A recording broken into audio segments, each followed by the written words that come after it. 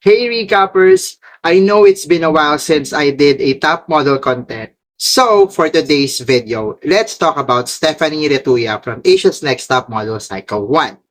We all know that Stephanie survived multiple bottom 2 placements during Cycle 1. But do you think she deserved all of that bottom 2 placement? Or was she being saved because she brought in ratings and had an underdog storyline?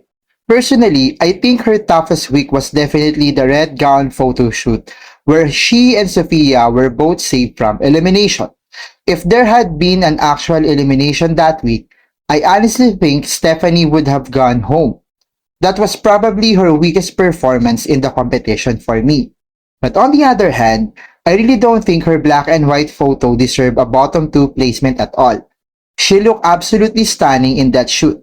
And honestly, I thought Sophia and Asta had weaker photos that week. It felt like the show kept putting Stephanie in danger to continue building her underdog narrative for viewers. And can we talk about her Harper's Bazaar photo?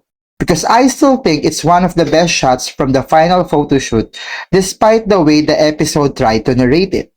I honestly feel like that photo aged really well and deserved more praise than criticism. So what do you guys think?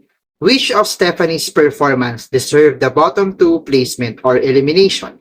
Or which one do you think were unfairly judged? Drop your thoughts in the comments. And thanks for watching!